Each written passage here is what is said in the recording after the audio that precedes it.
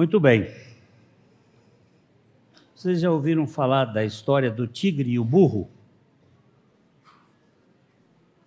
É uma história provavelmente de origem tunisina. Tunisina vem de Tunísia, né? Em que um burro diz ao tigre que a grama é azul. Não, contesta o tigre, a grama é verde. Azul? Verde? Azul! A grama é verde, seu burro. Azul, seu animal. A discussão ficou pesada e resolvem recorrer ao Rei Leão para arbitrar a disputa. Bem antes de chegarem à clareira onde o leão descansava, o burro põe-se a gritar: Vossa Majestade, a grama é azul! Não é azul! A grama, Majestade, é azul! O leão responde: sim, a grama é azul. Majestade, o tigre ficou me aborrecendo por causa disso. Que castigo lhe darás?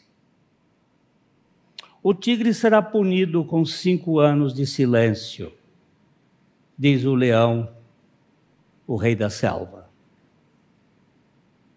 O burro regozija e, saltando de contentamento, continua o seu caminho, repetindo incansavelmente: a grama é azul, azul, azul.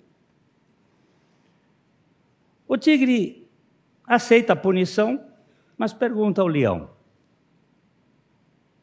Vossa Alteza, por que me punes? Não é verde a grama, afinal? Diz-lhe o leão: sim, a grama é verde.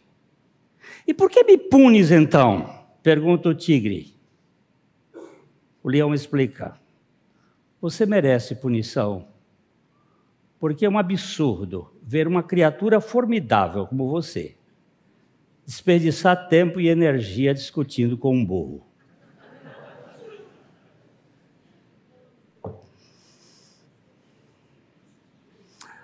A carta aos Hebreus tem esse panorama.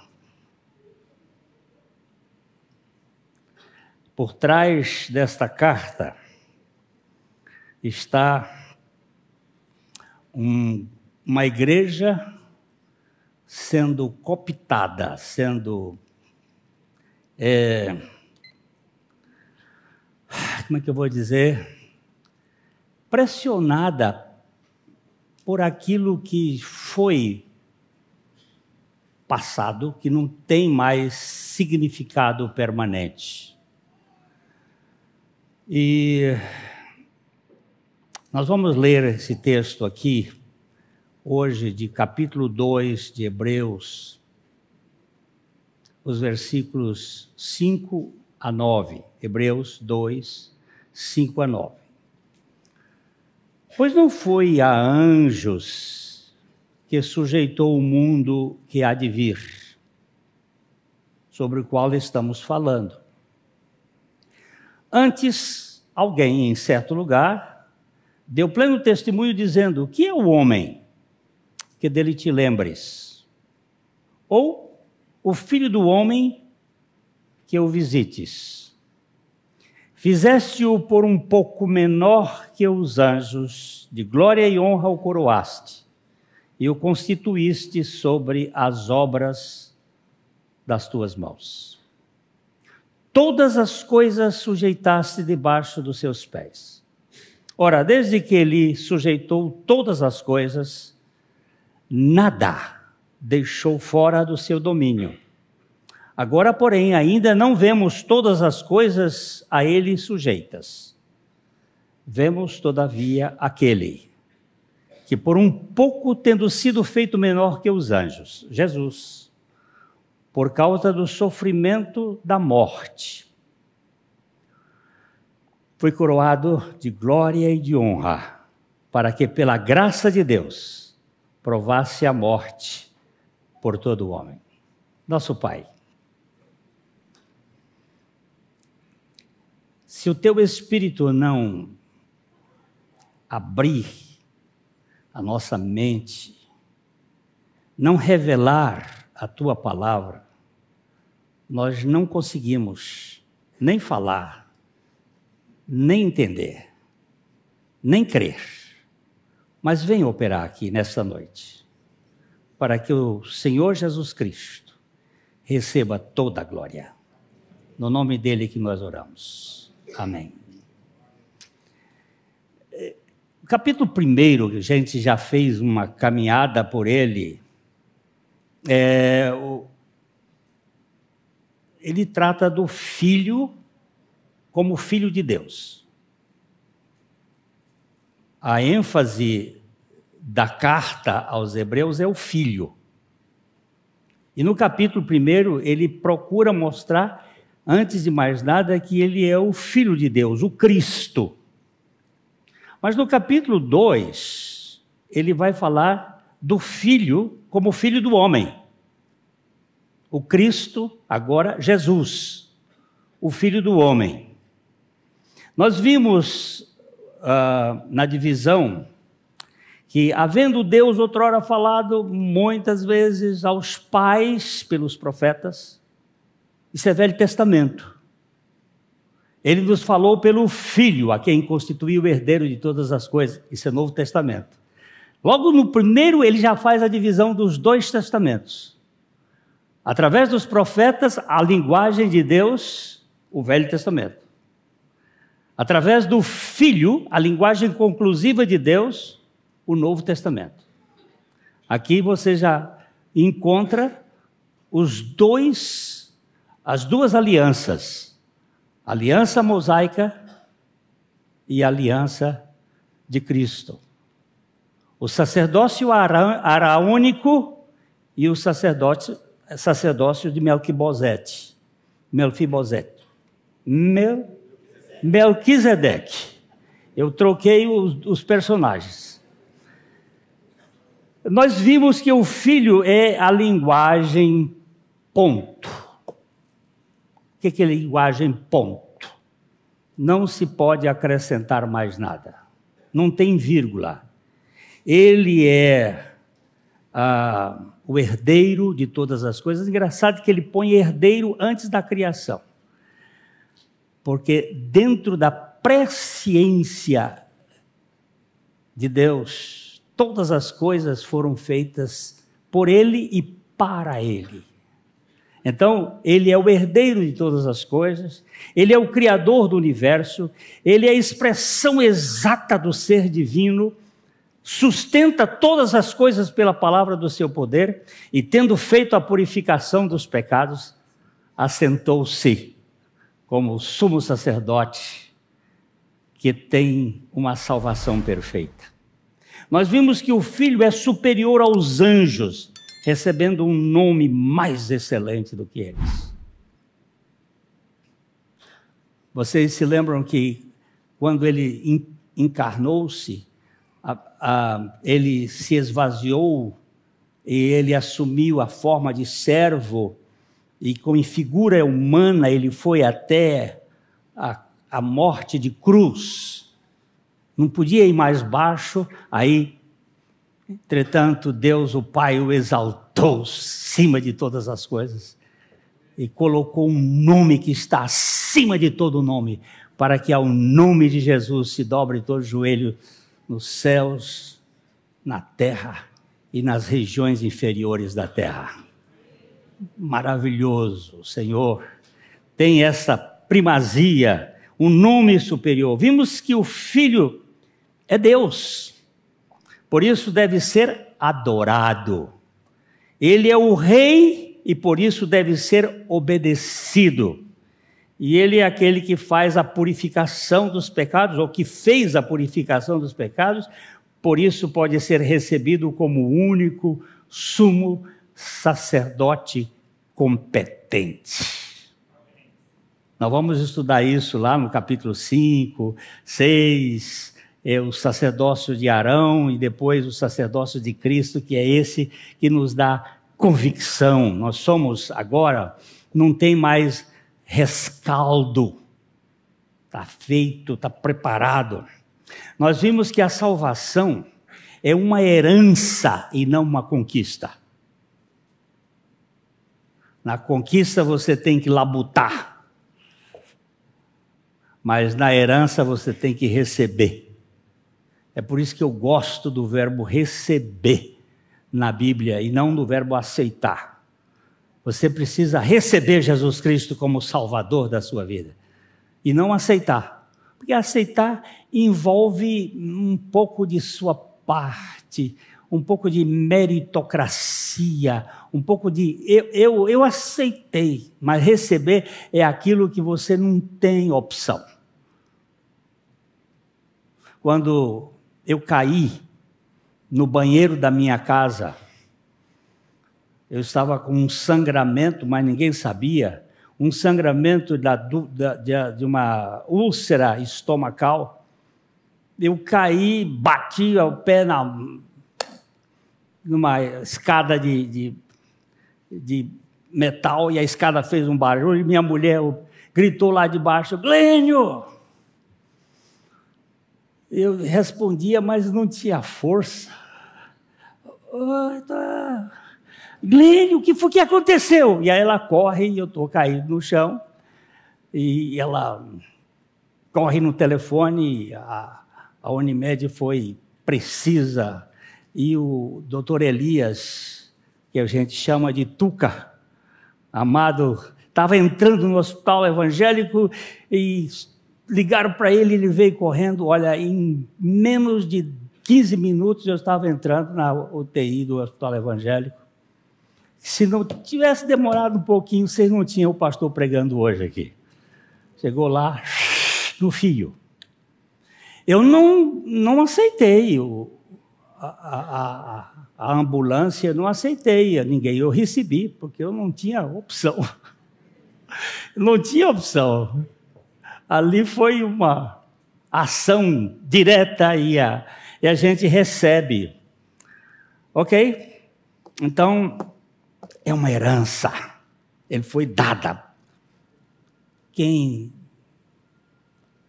rejeita é o burro que diz que a grama é azul. Está vendo, senhor? Está dado. Receba. Eu não estou falando de religião, estou falando de um Salvador que pode salvar totalmente aqueles que por ele se chegam, vivendo sempre para interceder por eles. É maravilhoso esse evangelho. Nós vimos que a salvação, então, é uma herança, e vimos que se não atentarmos para esta tão grande salvação, olha, como escaparemos nós. Não tem jeito se você não prestar atenção. Olha o testemunho que foi dado aqui pela Débora. Você não tem opção, meu velho. Você pode ser católico, protestante, evangélico, espírita. Hoje conversava com um amado que chegou aqui. Eu sou de família espírita. Digo, Deus não tem compromisso com nenhum sistema. Deus tem compromisso com o Filho dele, e ele enviou o seu Filho para nos salvar de nós mesmos. É isto. É isto. E agora nós estamos aqui nesses versículos, né? Que ele diz aqui no versículo 5: pois não foi a anjos que sujeitou o mundo que há de vir, sobre o qual estamos falando. Mas onde foi que o senhor falou desse mundo? Até aqui eu não vi o mundo que ele está falando. Mas ele está dizendo que está falando do mundo que há de vir. Ele aqui coloca uma coisa bem interessante. Não foi a anjos, mas aos homens, para o mundo que há de vir. A ideia de um mundo futuro foi considerada pelo profeta Isaías, 750 anos antes de Cristo. No capítulo 65 de Isaías, no versículo 17, nós lemos o seguinte: Pois eis que eu crio novos céus e nova terra, e não haverá lembrança das coisas passadas, jamais haverá memória delas. 18, mas vós folgareis, exultareis perpetuamente no que eu crio, porque eis que crio para Jerusalém alegria e para o seu povo regozijo. Como é que vocês, israelitas, não perceberam que eu tenho algo que é acima dessa Jerusalém aqui da terra? Eu tenho algo eterno, permanente. Porque essa turma esteve lá no povo com toda aquela tradição e agora eles creram em Jesus e estavam retroagindo. Esta carta está falando de apostasia. Essa carta está falando de que diante das pressões, nós já falamos aqui muito sobre o tempo de Cláudio, o tempo de Nero, aquelas perseguições, e a igreja estava com medo, e quando você tem medo, você suja a cueca e quer voltar. Não, nós não somos dos que retroagem para a perdição. Nós somos daqueles que prosseguem para a salvação da alma. Nós não vamos ficar aqui pressionados pelos poderosos deste mundo. Nós temos um Salvador que venceu o maior inimigo da humanidade, o pecado e a morte. Ele também vai dizer no capítulo 66, 22, o profeta Isaías vai dizer isso, porque como novos céus e uma nova terra que hei de fazer estarão diante de mim, diz o Senhor. E aqui o escritor aos Hebreus está introduzindo alguma coisa que ele disse que tenha falado, mas não está no texto.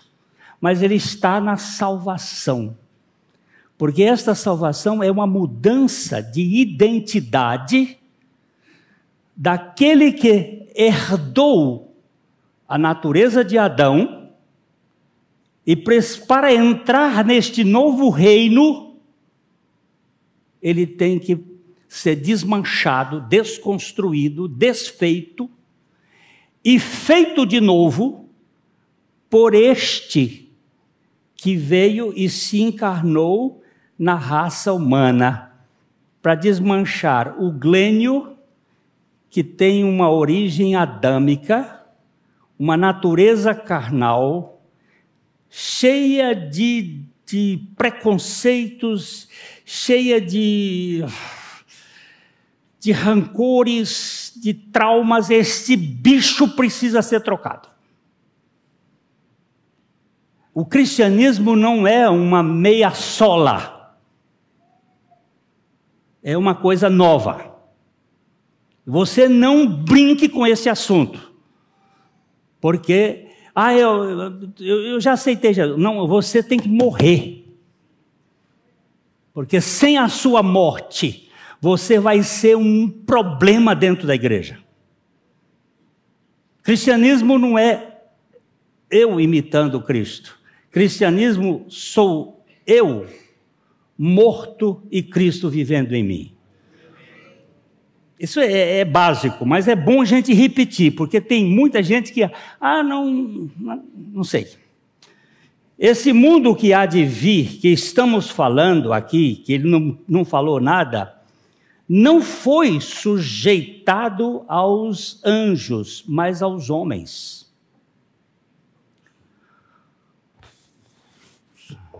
Os anjos são servos daqueles que vão herdar a salvação. Eu já herdei, eu estou herdando e eu herdarei. Eu já herdei a salvação do meu espírito, porque já nenhuma condenação há para aqueles que estão em Cristo Jesus. Eu já fui salvo no meu espírito. Ninguém pode desmanchar o que Deus fez, porque a salvação é um dom, e os dons são irrevogáveis, são sem arrependimento. Quando Deus dá, Ele não toma. Então eu fui salvo. Eu estou sendo salvo, eu estou sendo liberto, eu estou sendo transformado, estou num processo da minha herança de tomar posse na salvação da minha alma. Eu tenho uma alma complicada. Eu queria que levantasse a mão aqui aqueles que não têm almas complicadas. Por favor. Meu auditório está junto comigo. Agora, esta alma precisa ser salva.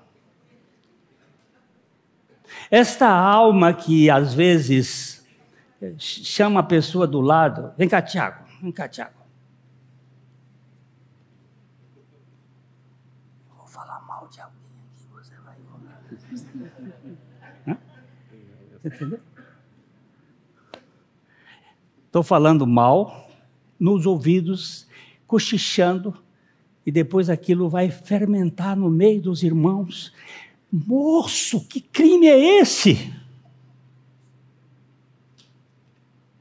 O que você está fazendo? Trazendo a sétima desgraça. 6 coisas o Senhor aborrece, e a sétima Ele abomina. O que Ele abomina?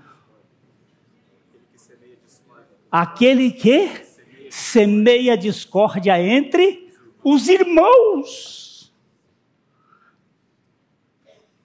Meu Deus, eu sou uma abominação. Me troca, Senhor, por misericórdia. Eu não posso ofender o corpo de Cristo, porque ofendendo o corpo de Cristo, eu estou ofendendo a cabeça. Meus irmãos, isso é sério. Isso é muito sério. O mundo que há de vir, ele tem uma população de um povo santo, separado, um povo que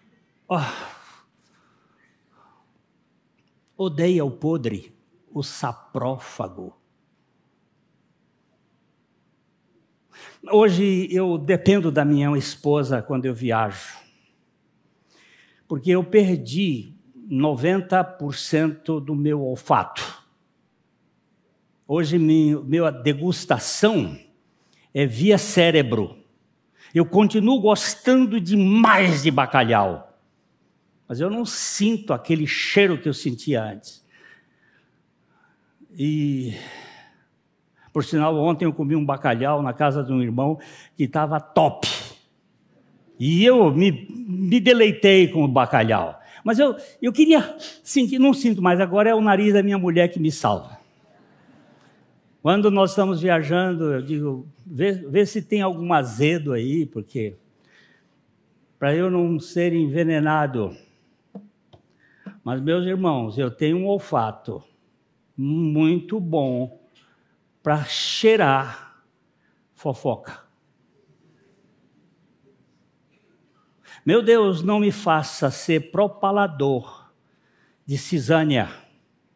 Eu estou falando isso porque nós estamos enfrentando na nossa igreja um momento assim de coisinhas que estão sendo levadas daqui para acolá.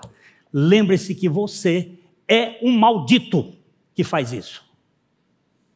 É pesado? É. É pesado.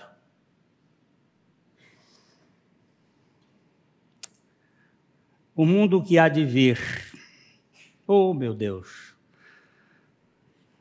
Este versículo 6, o versículo 6 que ele diz, antes alguém em certo lugar deu pleno testemunho, dizendo: que é o homem que dele te lembres, ou o filho do homem que o visites? Quem foi esse alguém? O escritor aos Hebreus diz: foi alguém, mas nós sabemos quem foi esse alguém. Foi Davi, no Salmo 8, aquele salmo que hoje está lá na lua. Tem um pergaminho colocado dentro de um vidro, colocado lá pelo Armstrong na lua, e ele está lá. O Salmo 8. Este salmo, vamos dar uma passadinha nele, só para a gente passar rapidinho. Ele começa dizendo: ó Senhor, ó Yahvé, ó Yahvé. Yahvé é o Senhor que não se pronuncia, Adonai. Quando ele fala em Adonai aqui, é a sua revelação, a nossa compreensão, porque Yahvé transcende. Ó Yahvé, Adonai nosso, quão magnífico em toda a terra é o teu nome. Eu não tenho dúvida de que eu vou cumprimentar aqui o Senhor Jesus Cristo. O nome magnífico.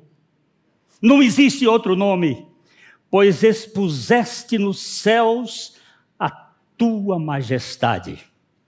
Gente, eu estou me deleitando. Vocês, quando quiserem, tem a mesma internet. Entrem no Adalto Lourenço.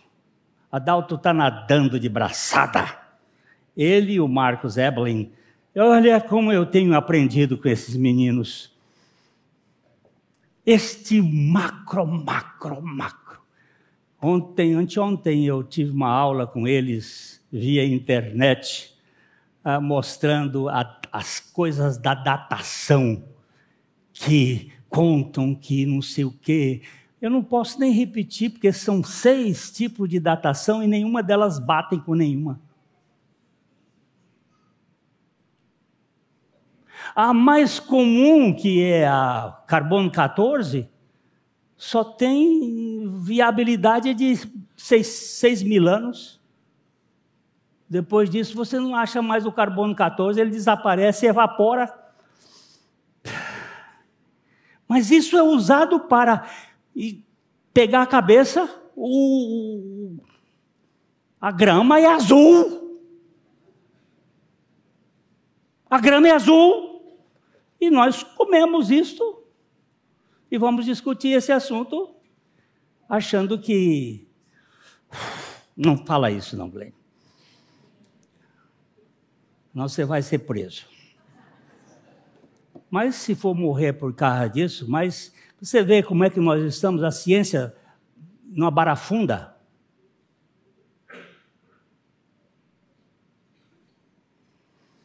Agora,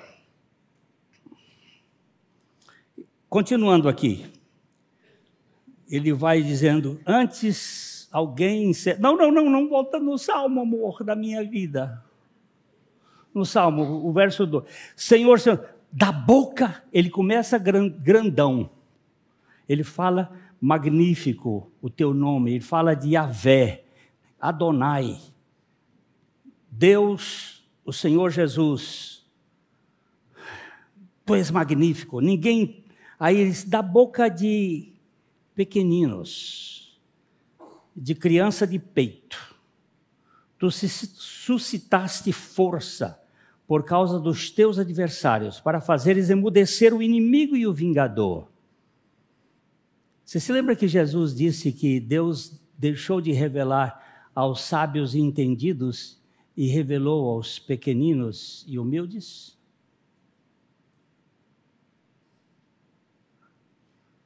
As cabeças grandes não recebem, mas os pequeninos e as criancinhas de peito é que vão se manifestar com o verdadeiro louvor. E aí ele vai um pouquinho mais para frente, o versículo: quando contemplo os teus céus, obra dos teus dedos, a lua e as estrelas que estabeleceste, que é o homem que dele te lembres, e o filho do homem que o visites. Que é Adão? Quem é aquele que veio da descendência de Adão, ou que veio na raça de Adão, para que tu visites? Fizeste-o, no entanto, um pouco menor do que Deus, diz a versão do texto do Salmo. Mas quando nós lemos no livro de Hebreus, é menor do que os anjos, e de glória e de honra o coroaste. Para habitar esse novo mundo, as pessoas precisam ser justificadas, precisam ser feitas justas, porque o novo mundo, ele só pode ser habitado por justos. 2 Pedro, capítulo 3, versículo 13.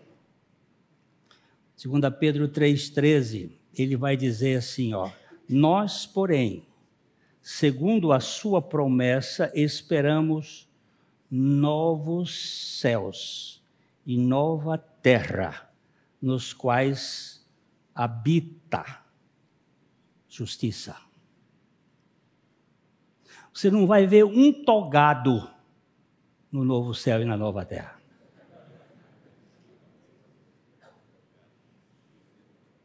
Você não vai ver essa jogada que tem no mundo das injustiças, porque ele aqui vai habitar a justiça.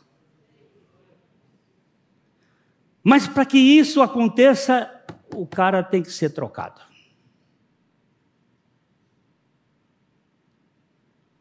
Há uma ilustraçãozinha que mostra uma coisa bem interessante.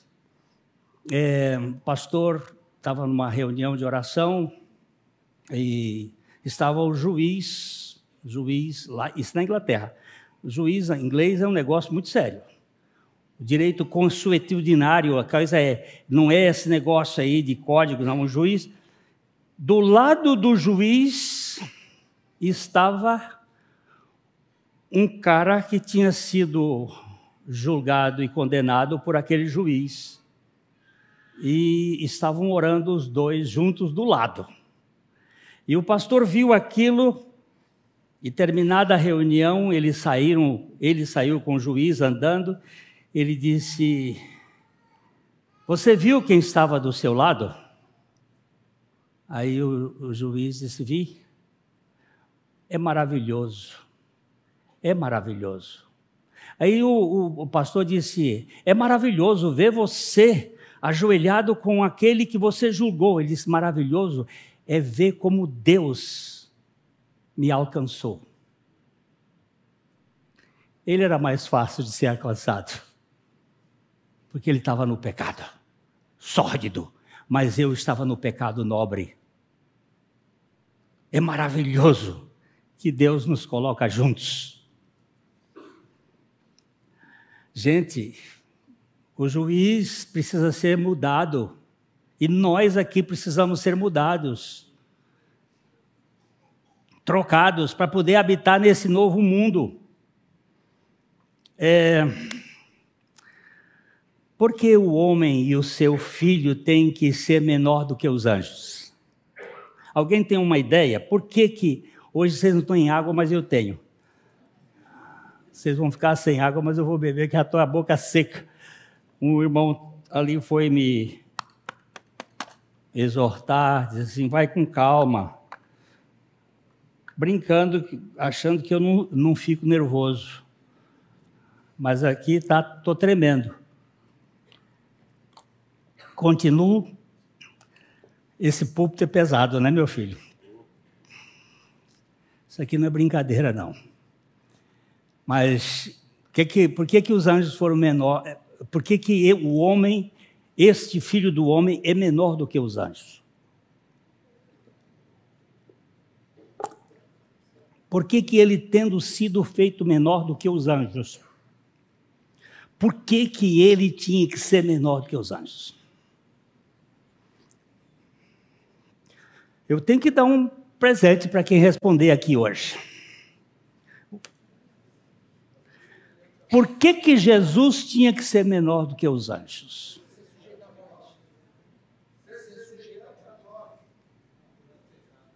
Diga, meu filho. Hein? Também, como homem ele podia morrer, isso é verdade, mas por que ele tinha que ser menor do que os anjos?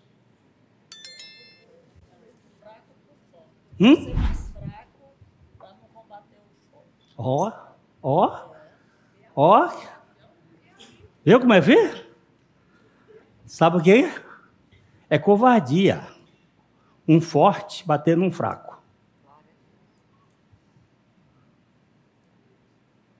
É covardia. Agora o fraco. Destruir o forte. Isso aqui é outro caminho. O Senhor Jesus tinha que ser feito menor do que os anjos. E ainda vai dizer o texto lá para baixo. E tinha que passar pela morte. Olha que filme que está passando aí. Alguém já viu Nefrário? Alguém já viu o filme Nefrário? Ou Nefrários? Alguém já viu? Alexandre, tem uma moça ali. Mais alguém? Depois dê uma olhada nesse filme. É um psiquiatra tentando tratar de um endemoniado. E o endemoniado dá um show. Pensa num cara bem treinado nas potestades.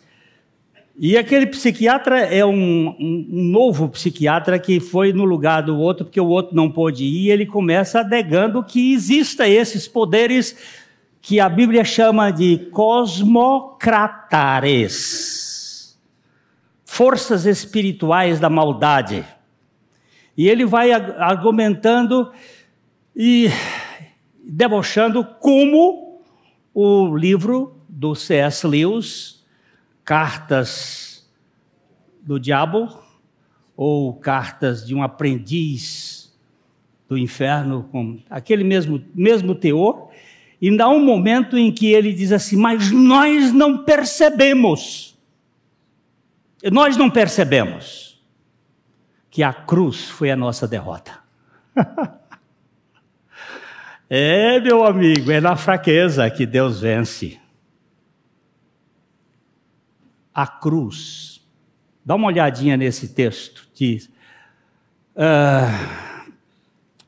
1 Coríntios 1, 25. Deixa eu ver se é esse mesmo. Não é aqui. Não é 1 Coríntios 2, quando ele fala... Se eles soubessem, eles não tinham crucificado o Senhor da glória. Achem aí esse texto para mim. Vou ver os que tem rápido. É 2:9?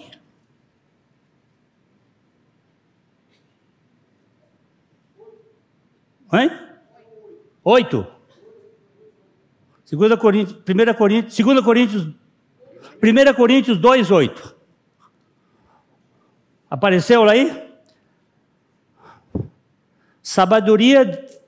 Sabedoria essa que nenhum dos poderosos desse século conheceu. Por quê? Se a tivesse conhecido, jamais teriam crucificado o Senhor da glória. Por quê?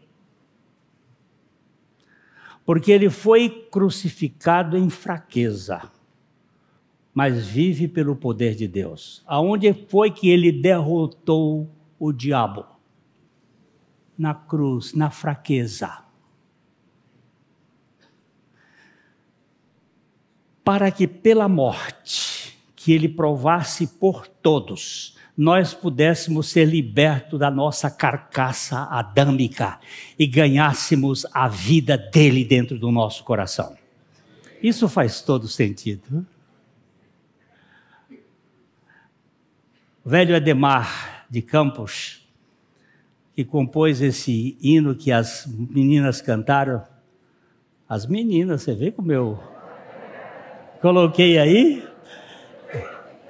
E ele vai dizendo que ali na cruz ele nos atraiu para que nós pudéssemos morrer juntamente com ele.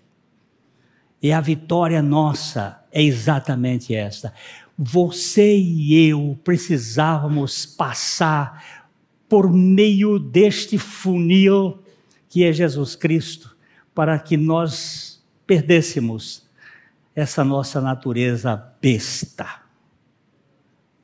Essa natureza que diz, a grama é azul. A grama é azul. Não gaste tempo, meu irmão, conversando com burro. Fique com a Bíblia. Mesmo que todos os argumentos sejam lógicos, a palavra de Deus é a verdade. E nós precisamos disso, dessa segurança. Então vocês vão ver que o Criador onipotente, ele seria tido como tirano, covarde, se destruísse as suas criaturas rebeldes pela sua força. Mas ele venceu na sua fraqueza, porque na fraqueza está a força do povo de Deus. Quando o apóstolo Paulo foi até o terceiro céu, saiu do céu da atmosfera, foi para o céu astronômico e chegou até o céu dos céus.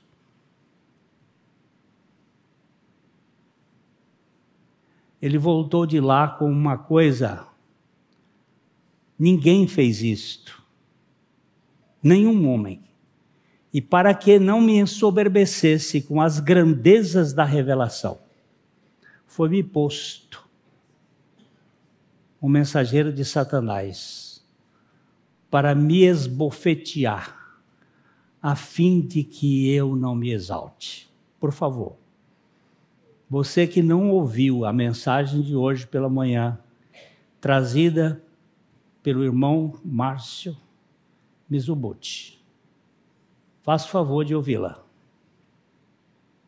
Foi uma mensagem bem preciosa, mostrando desta situação das tribulações deste mundo, que são todas elas, de certo modo, financiadas e subvencionadas pelo Senhor para nos provar, a fim de que cheguemos no fim de nós mesmos e possamos daí para frente depender totalmente do Senhor. E quando nós chegamos a este fato, nós chegamos ao lugar de descanso. Queridos meus, vamos dar uma lida de novo nesse texto de Hebreus, capítulo. Eu não fui até no fim, vamos terminar aqui. Fizeste por um pouco menor do que os anjos, de glória e honra o coroaste e constituíste sobre as obras das tuas mãos. Todas as coisas sujeitaste debaixo dos seus pés. Mãos que criaram todas as coisas. Pés que subjugam todas as coisas. Ora, desde que sujeitou todas as coisas, nada deixou fora do seu domínio. Agora, porém, ainda não vemos todas as coisas a ele sujeitas.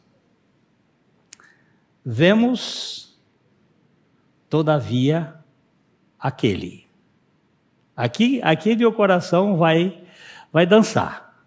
Vemos, todavia, aquele que por um pouco tendo sido feito menor que os anjos, Jesus, por causa do sofrimento da morte, foi coroado de glória e de honra, para que pela graça de Deus provasse a morte por todo o homem. Você sabe qual é o culto mais perfeito que existe na Bíblia?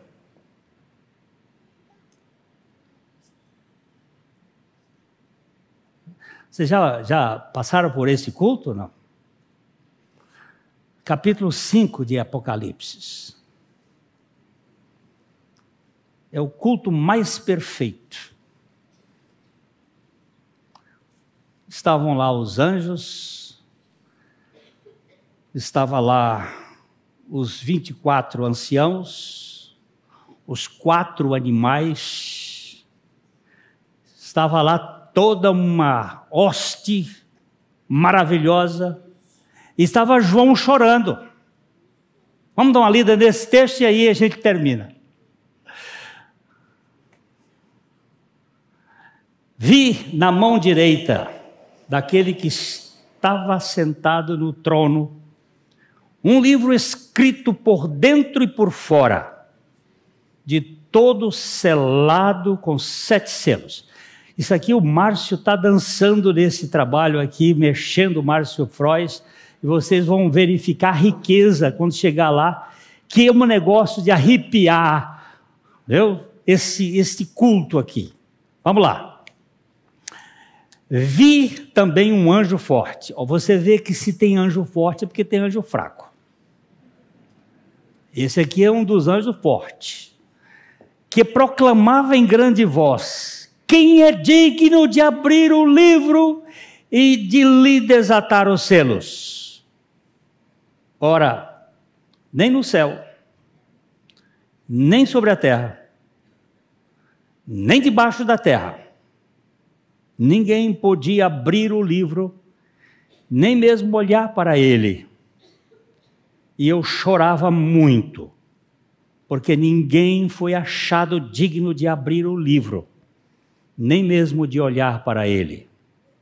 Todavia, um dos anciãos me disse: não chores, eis que o leão da tribo de Judá, a raiz de Davi, venceu para abrir o livro e os seus 7 selos. Então vi no meio do trono e dos 4 seres viventes entre os anciãos, de pé, um cordeiro como tendo sido morto. Oxente, não foi um leão que venceu? E o que ele está vendo? Está vendo um cordeiro ferido? Ou a informação foi errada? Ou aqui nós temos que verificar o que significa isso de fato. O anjo forte vai dizer: foi o leão da tribo de Judá, a raiz de Davi que venceu. Ele olha e vê um cordeiro como tendo sido morto. Ele tinha 7 chifres, bem como 7 olhos, que são os 7 Espíritos de Deus enviados por toda a terra. Veio, pois, e tomou o livro da mão direita daquele que estava sentado no trono. E quando tomou o livro, os 4 seres viventes e os 24 anciãos prostraram-se diante do Cordeiro, tendo cada um deles uma harpa e taças de ouro cheia de incenso, que são as orações dos santos. Irmão, a sua oração está naquele culto. A sua oração, a minha oração está naquele culto, dentro de taças de ouro, e entoavam um novo cântico dizendo: digno és de tomar o livro, de abrir-lhe os selos, porque foste morto, e com o teu sangue compraste para Deus os que procedem de toda tribo, língua, povo e nação. E para o nosso Deus os constituíste reino e sacerdotes, e reinarão sobre a terra. Vi e ouvi uma voz de muitos anjos ao redor do trono, e de seres viventes e dos anciãos, cujo número era de milhões e milhares de milhares, proclamando em grande voz: digno é o Cordeiro que foi morto de receber poder, riqueza, sabedoria, força, honra, glória e louvor.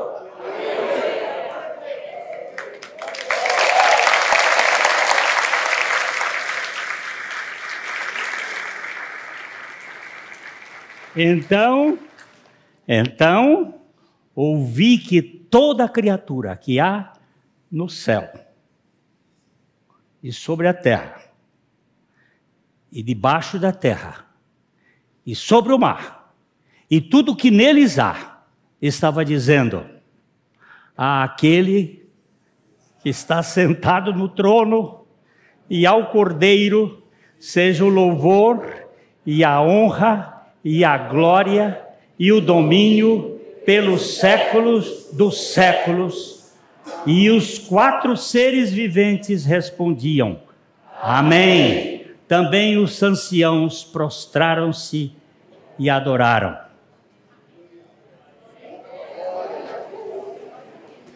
Maravilhoso, não é? Esse reino é para você, para mim, para nós que cremos, que temos a nossa vida trocada, não a nossa roupa externa, mas o nosso coração.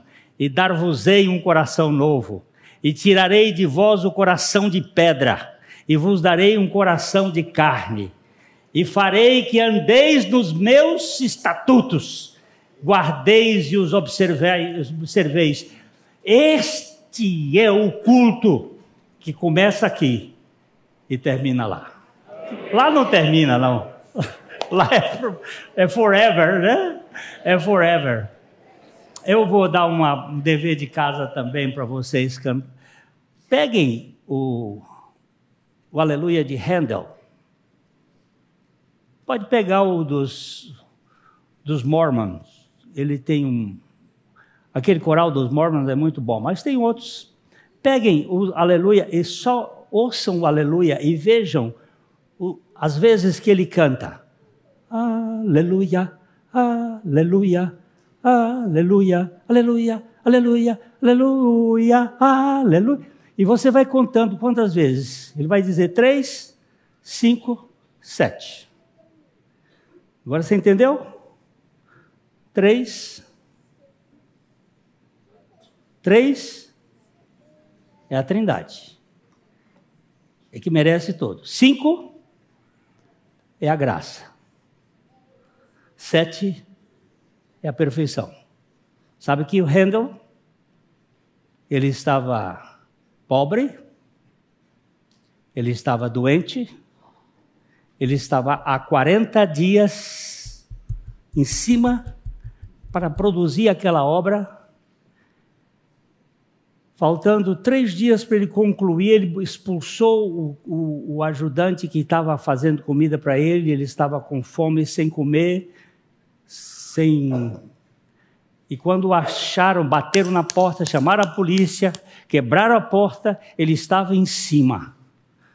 Ele estava em cima da mesa, com todas as partituras em cima. Quando eles olharam para ele, ele disse: ele veio. E os seus anjos aí acharam que ele tinha ficado louco, porque é loucura. O evangelho é loucura para os que se perdem, mas para nós que somos salvos é o poder de Deus.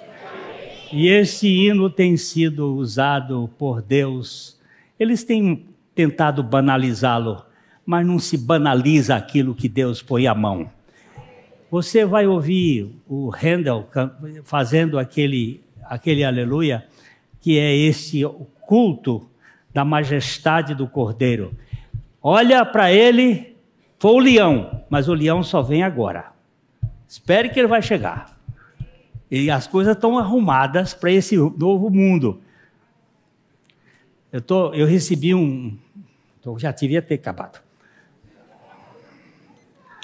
Eu recebi um material de um pessoal americano aí que eu estou babando. De quando o Senhor está voltando. Tudo bíblico. Tudo muito bibliquinho assim, ó. Mas eu não vou contar para vocês agora, não, que eu estou sofrendo que sou cachorro de pobre, né? Mas é lindo ver como Deus está tecendo e as coisas vão chegar para muito perto. E Ele vem buscar a sua noiva querida. Você faz parte dessa noiva ou não? Uhul! Boa. Povo de Deus, não diga que a grama é azul. Não faça essa bobagem, porque o Senhor tem algo muito especial para nós, ok?